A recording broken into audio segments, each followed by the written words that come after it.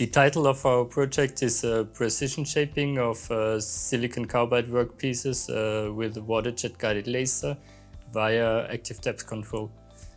So this complicated title basically says that we wanted to integrate an active control of the machining depth into the process of machining with water jet guided laser, and we want to apply this directly onto applications for machining silicon carbide. My name is Braumüller from Synova SA. We fabricate machines for machining with water jet guided laser.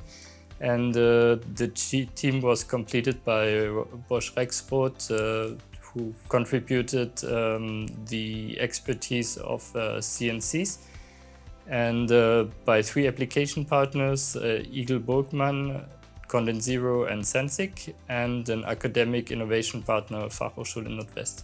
Our biggest challenges in this study were technical challenges. We had technical challenges both on the integration of the measurement, on the integration of the control loop, and then also on the application side, and combining the two was then a further challenge. So in total, it was a relatively challenging project. I'm Dennis Sutter, and I'm a co-founder of Condensiro. With the NTN Innovation Booster in Microtech, we were able to gather around a group of people from different companies with a unique set of different capabilities.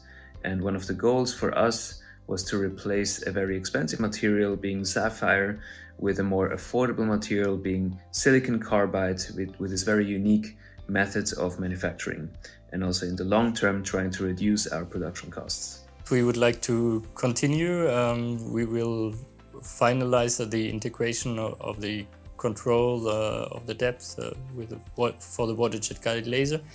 We hope we will also continue on the application development with at least 1 or 2 of the application partners, and we are right now evaluating which would be the best strategy to further continue the integration and the depth control.